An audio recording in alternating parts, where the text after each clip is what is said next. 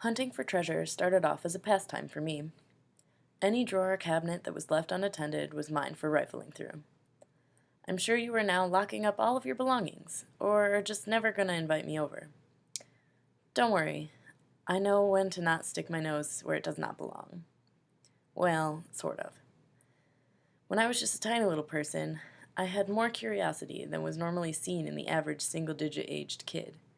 I was probably the reason schools gave out those lectures about how medicine in the cabinets was most certainly not candy, and that the skull and crossbones meant poison rather than hidden pirate's booty, as I would have preferred.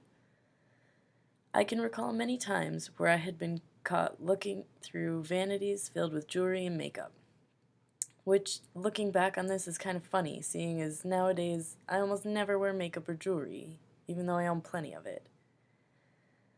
I was never really scolded for my snooping. Usually, the person who found me would just laugh it off and try to redirect my attention to something that would keep me out of trouble. After my little brother and my two little cousins were born, however, I quickly realized how useful my snooping could be. By then, I had been through every one of my grandparents' bathroom cabinets, and therefore knew exactly where the band-aids were, and even the various sizes of bandages that were in stock. Being the natural take-charge kind of girl that I was, I would see a scraped knee and immediately march up to the bathroom to gather the first aid supplies, before any of the adults could calm the crying kids to figure out what was wrong. This led to many stories being told about my peculiar snooping habits around the fire at family gatherings. Of course, my passion for snooping continued as I grew. All too often, around the holiday seasons, the rolls of tape would go missing. It was almost like my spidey sense was tingling as I began my search for tape.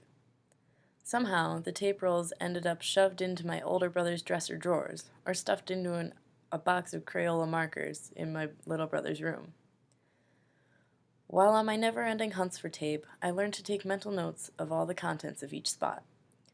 I'd see a lost screwdriver here, a pair of scissors there, you name it. Somehow I learned to catalog it into my brain. I have gotten to a point where sometimes I will go through a drawer or cabinet or closet just to refresh my memory and to archive anything that wasn't there before. Later on, my mom would say, "Hey, I can't seem to find the Allen wrenches." To which I would respond, "They are in Tim's dresser in the top drawer."